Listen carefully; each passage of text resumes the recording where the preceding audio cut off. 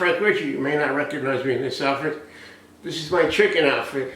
And the reason I wear this, I'm going to tell you a story about New Year's Eve. And if you don't laugh at what I'm going to tell you, turn this thing off because you have no sense of humor. I had a restaurant in Bath Beach, Brooklyn, after I graduated from college and went to OCS and Airborne School and all the things that I did. Then we had this restaurant. It was called Via Appia. I wrote a book about it. Via Appia is the Appian Way in Rome. It was built during the time of the Romans. It's still there. We built a highway in the United States. In 50 years, the road is gone. I have to repave it. This Via Appia is over 2,000 years old. The name of the book is Catering to the Mob, Growing Up in Bath Beach.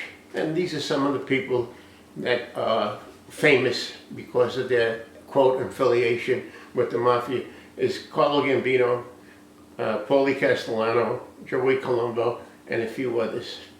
Now, on New Year's Eve, we had big orders for outside catering at halls, Knights of Columbus, Knights of Pythias, Veterans, VFW halls, all that kind of stuff.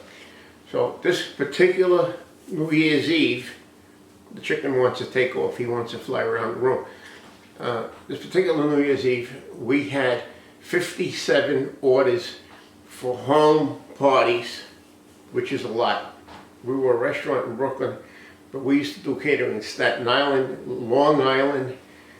Most of it was in Brooklyn. We had some in Queens and even in the Bronx. And so we had all these trucks going out delivering the food. So for New Year's Eve, we'd start sending our trucks out about 2 o'clock in the afternoon, 3 o'clock at the latest, to get to the place, set it up.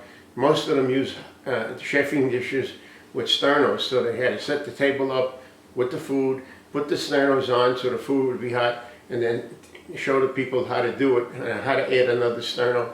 So we had one woman in particular. Her name was Mrs. La Russa. Mrs. La Russa was the daughter of a Mustache Pete, or a wise guy, who died several years ago. But she still acted as if her father was still alive. And her husband, who was an empty suit, never did anything in his life, and he was a guy with the picky way. He'd walk around and like he didn't really know what he was doing. He had no idea what he was doing. So Mrs. La Russa started, and I'm not exaggerating, on the 4th of July weekend. She came to my restaurant, all dolled up, a lot of lipstick, big fingernails, red paint, and Mr. Ritchie, I want to have a New Year's Eve party for very important people, very good people. I said, fine, I do this is what I do for a living. So she said to me, but I don't want to make a mala figura. In Italian, mala figura means I don't want to make a bad impression. So I would say, oh, no problem, you're not going to make a bad impression, this is going to be fun. So she gave me the order, and initially she had 35 people, good people, coming to her house for Christmas Eve, New Year's Eve. So we had it all set up. About the middle of the summer, Mrs. La Russa shows up with her mother and one of her children, her daughter, and they wanted to go over the menu. I'm talking about in August for New Year's Eve. So very patiently I said, Mrs. La Russa, this is the menu we decided on, blah, blah, blah, blah. The scallopini masala, that had to be the chicken francese. I went through the whole thing. She said, yes. She said, please, Mr. Ritchie, we'd order make mala figura. I said, don't worry, there's no mala figura. I know what I'm doing. Thank you. Well, we get to Labor Day. She calls me again. She says, I just want to make sure that we have the menu right, and we're going to have more people now. Oh, I said, how many more people are we going to have? Oh, she said, instead of 35, there's going to be 38. We used to deal with thousands of people on a weekend. 35 to 38 didn't make any difference.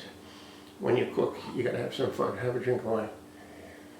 So, as we're getting closer to New Year's Eve, she started calling me more often. So finally I got to the point, I said, look, Mrs. La Russa, we're very busy.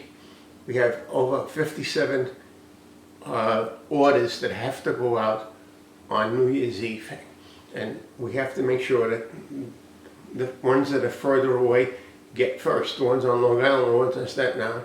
The ones in Brooklyn near the restaurant will be the last ones to be delivered because it's a short run. Okay, Mr. Richie, but remember, I don't, oh, okay, well, I know, we don't want to make them all if you go down, I understand, fine. So, about 3 or 4 days before the New Year's Eve fiasco, she calls me and she says, oh, Mr. Richie, we're going to have 40 people. I hope we're okay. Mrs. LaRussa, we always give you extra food. That's not a problem. So you're going to have 40 people. I said, we will deliver the food between 11 and 11:30. Oh, please don't be late. She says, my people are coming. These are very important people. These are lawyers. These are doctors. These are senators. Luigi Moreno, who's the state senator, he'll be there with his wife. I said, I know all these people. Don't worry about it. It's fine. All right. New Year's Eve. The truck started what? 2 o'clock, 3 o'clock, 4 o'clock, 5 o'clock, 6 o'clock, 7 o'clock. They're all going out, and at about 7 o'clock, it started to snow in Brooklyn, like you would believe. The snowflakes were this big. It was coming down so heavy that the drivers were having trouble driving the trucks because they couldn't see.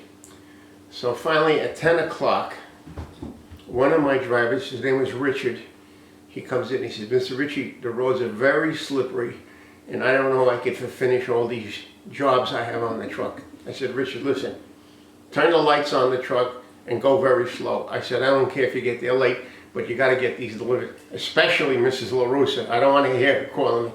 So he went back out, and at 11:30, Richard shows up. He says, I can't drive the truck. I can't see. It's too slippery. I'm going home. I'm going to spend New Year's Eve with my wife. So I said, well, how many jobs do you have left on the truck? Oh, just one. Yeah, you got it. Mrs. LaRussa. I said to myself, oh my God, now what am I going to do? So at a quarter to midnight, Mrs. LaRussa calls. Mr. Richie, Mr. Richie. I said, yes. She says, the phone's not here. All my guests are drunk. They're all complaining there's no food. I said, Mrs. LaRussa, I have bad news for you. It's snowing so hard, the truck can't deliver the last job to you. I'm sorry, we're not going to be able to make it. And she faints. She goes, boom, and she hits the floor. Her husband picks up the phone. He says, I'm going to kill you. I said, that'd be fine. I said, facing death is better than facing your wife. And I hung up the phone.